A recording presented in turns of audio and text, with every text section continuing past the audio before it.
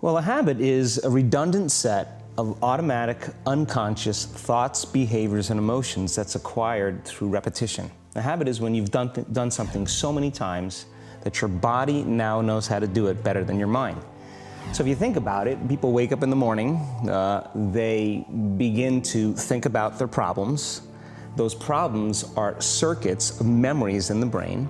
Each one of those memories are connected to people and things at certain times and places. And if the brain is a record of the past, the moment they start their day, they're already thinking in the past. Each one of those memories has an emotion. Emotions are the end product of past experiences. So the moment they recall those memories of their problems, they all of a sudden feel unhappy, they feel sad, they feel pain. Now, how you think and how you feel creates your state of being. So the person's entire state of being when they start their day is in the past. So what does that mean? The familiar past will sooner or later be predictable future. So if you believe that your thoughts have something to do with your destiny, and you can't think greater than how you feel, or feelings have become the means of thinking, by very definition of emotions, you're thinking in the past. And for the most part, you're going to keep creating the same life.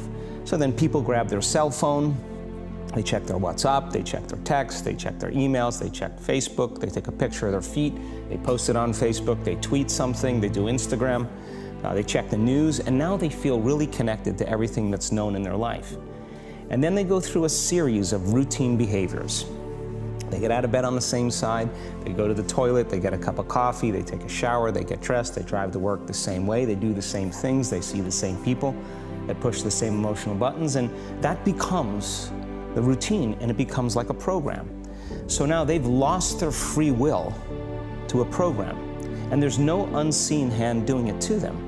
So when it comes time to change, the redundancy of that cycle becomes a subconscious program. So now 95% of who we are by the time we're 35 years old is a memorized set of behaviors, emotional reactions, unconscious habits, hardwired attitudes, beliefs, and perceptions that function like a computer program. So then a person can say with their 5% of their conscious mind, I want to be healthy, I want to be happy, I want to be free. But the body's on a whole different program. So then how do you begin to make those changes? Well, you have to get beyond the analytical mind, because what separates the conscious mind from the subconscious mind is the analytical mind. And that's where meditation comes in, because you can teach people through practice how to change their brainwaves, slow them down. And when they do that properly, they do enter the operating system where they can begin to make some really important changes.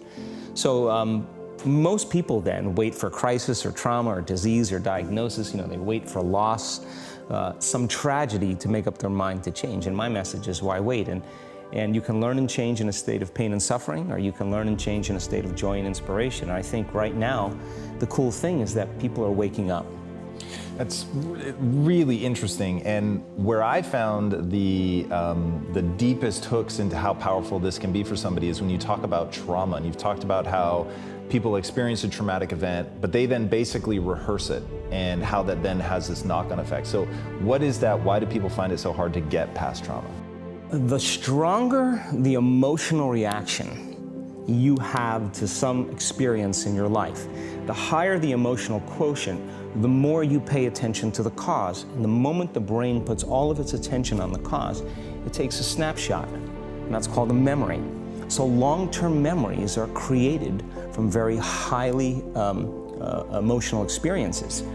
So what happens then is that people think neurologically within the circuitry of that experience, and they feel chemically within the boundaries of those emotions. And so when you have an emotional reaction to someone or something, most people think that they can't control their emotional reaction. Well, it turns out if you allow that emotional reaction, it's called a refractory period, to last for hours or days, that's called the mood. I say to someone, hey, well, what's up? You say, I'm in a mood. Well, why are you in a mood? Well, I had this thing happen to me 5 days ago, and I'm having one long emotional reaction. If you keep that same emotional reaction going on for weeks or months, that's called temperament. Why is he so bitter? I don't know, let's ask him. Why is he so bitter? Why are you bitter? Well, I had this thing happen to me 9 months ago. And if you keep that same emotional reaction going on for years on end, that's called a personality trait. And so learning how to shorten your refractory period of emotional reactions is really where the work starts. So then people, when they have an event, what they do is they keep recalling the event because the emotions of stress hormones, the survival emotions, are saying pay attention to what happened because you want to be prepared if it happens again. Turns out most people spend 70% of their life living in survival and living in stress. So they're always anticipating the worst case scenario based on a past experience. And they're literally, out of the infinite potentials in the quantum field, they're selecting the worst possible outcome and they're beginning to emotionally embrace it with fear. And they're conditioning their body into a state of fear.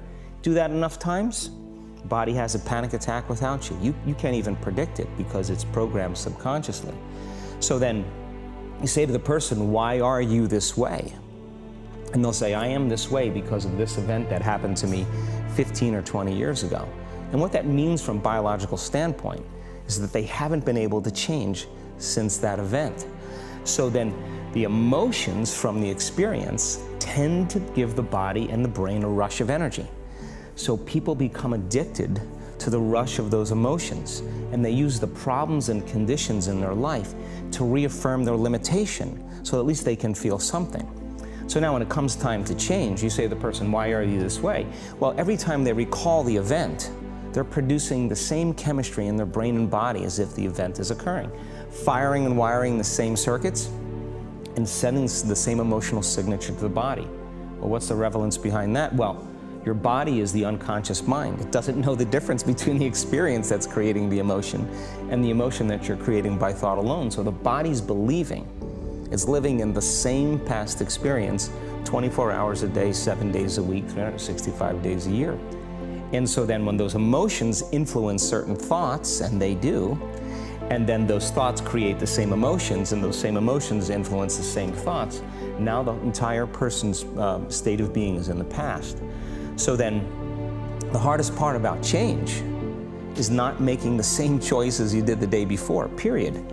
And the moment you decide to make a different choice, get ready because it's going to feel uncomfortable. The bigger thing is that we keep firing and wiring those circuits, they become more hardwired. So you have a thought and then the program runs. But it's the emotion that follows the thought. If you have a fearful thought, you're going to feel anxiety. The moment you feel anxiety, your brain's checking in with your body and saying, yeah, you're pretty anxious. So then you start thinking more corresponding thoughts equal to how you feel.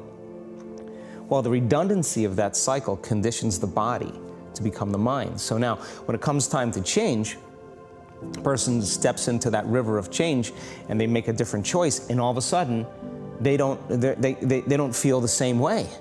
So the body says, well, you've been doing this for 35 years. You're going to just stop suffering and stop feeling guilty and stop feeling shameful, and you're not going to complain or blame or make excuses or feel sorry for yourself. Well, the body's in the unknown.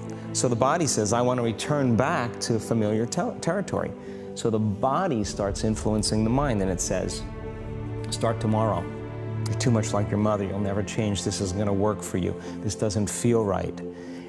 And so if you respond to that thought as if it's true, that same thought will lead to the same choice, which will lead to the same behavior, which will create the same experience, which will produce the same emotion. I want to talk about that notion of, give me a little more detail on what you mean by the body becomes the mind or the unconscious mind. What do you mean by that exactly? Well, those are two different things. Your body is your unconscious mind. In a sense, if you're sitting down and you start thinking about some future worst case scenario that you're conjuring up in your mind, and you begin to feel the emotion of that event, your body doesn't know the difference between the event that's taking place in your world, outer world, and what you're creating by emotion or thought alone. So most people then, they're constantly reaffirming their emotional states. So when it comes time to give up that emotion, they can say, I really want to do it. But really the body is stronger than the mind because it's been conditioned that way. So the servant now has become the master. And the person all of a sudden, once they step into that unknown, they'd rather feel guilt and suffering because at least they can predict it. Being in the unknown is a scary place for most people because the unknown is uncertain. When people say to me, well, I can't predict my future, I'm in the unknown, and I always say the best way to predict your future is to create it. Not from the known, but from the unknown. What thoughts do you want to fire and wire in your brain? What behaviors do you want to demonstrate in one day? The act of rehearsing them mentally, closing your eyes, and rehearsing the action. Rehearsing the reaction of what you want, or the action? The action of what you want. By closing your eyes and mentally rehearsing some action.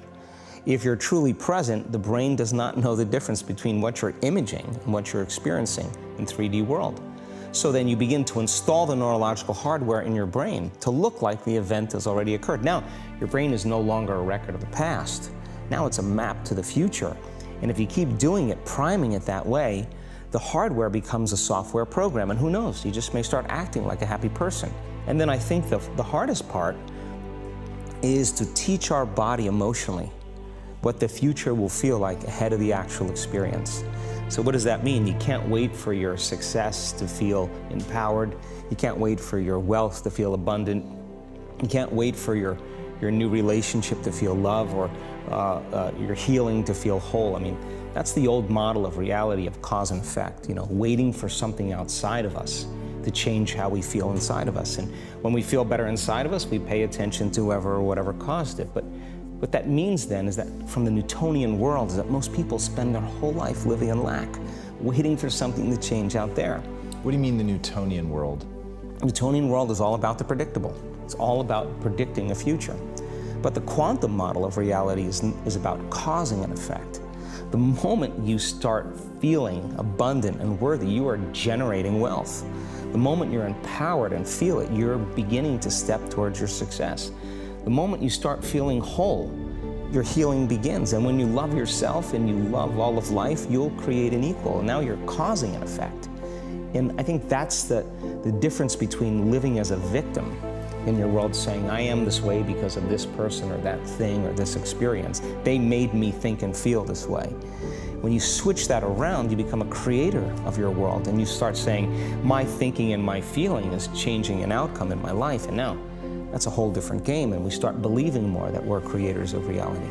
So how do we go from, okay, I have this negative emotion, it's controlling my life, it's got me in this cycle of, I think about this emotion, which triggers a chemical reaction, which trains my body to feel that way, which makes it easier, more likely I will do it again, and so now I'm in this vicious cycle. And it's unconscious. Right, and you said, does your thinking create your environment, or does your environment create your thinking, which I thought was really, really interesting. So, how do we then go from that, like mechanistically, to begin this visualization process of something that's empowering? It's me in a different state, it's my future self. Is it meditation? What does that look like? If you're not being defined by a vision of the future, then you're left with the old memories of the past, and you will be predictable in your life. And if you wake up in the morning and you're not being defined by a vision in the future, as you see the same people and you go to the same places and you do the exact same thing at the exact same time, it's no longer that your personality is creating your personal reality. Now your personal reality is affecting or creating your personality. Your environment is really controlling how you think and feel unconsciously, because every person, everything, every place, every experience has a neurological network in your brain. Every experience that you have with every person produces an emotion. So some people will use their boss to reaffirm their addiction to judgment. They'll use their enemy to reaffirm their addiction to hatred. They'll use their friends to reaffirm their addiction to suffering. So now they need the outer world to feel something. So to change then is to be greater than your environment, to be greater than the conditions in your world. And the environment is that seductive. So then why is meditation the tool? Well, let's sit down, let's close our eyes. Let's disconnect from your outer environment. So if you're seeing less things, there's less stimulation going to your brain. If you're playing soft music or you have earplugs in, less sensory information coming to your brain, so you're disconnecting from your environment. If you can sit your body down and tell it to stay like an animal, stay right here. I'm gonna feed you when we're done. You can get up and check your emails, you can do all your texts, but right now, you're gonna sit there and obey me. So then, When you do that properly, and you're not eating anything or smelling anything or tasting anything, you're not up experiencing and feeling anything, you would have to agree with me that you're being defined by a thought, right? So when the body wants to go back to its emotional past, and you become aware that your attention is on that emotion, and where you place your attention is where you place your energy, you're siphoning your energy out of the present moment into the past, and you become aware of that. And you settle your body back down in the present moment, because it's saying, well, it's 8 o'clock, you normally get upset because you're in traffic around this time, and here you are sitting, and we're used to feeling anger, and you're off schedule. Oh, it's 11 o'clock, and you usually check your emails and judge everybody. Well, the body's looking for that predictable chemical state. Every time you become aware that you're doing that, and your body is craving those emotions, and you settle it back down into the present moment, you're telling the body, it's no longer the mind, that you're the mind, and now your will is getting greater than the program. And if you keep doing this over and over again, over and over again, over and over again, just like training a stallion or a dog, it's just gonna say, I'm gonna sit. And the moment that happens, and the body's no longer the mind, when it finally surrenders, there's a liberation of energy. We go from particle to wave, from matter to energy, and we free ourselves from the chains of those emotions that keep us in the familiar past. And we've seen this thousands of times. In fact, we can actually predict it now on a brain scan.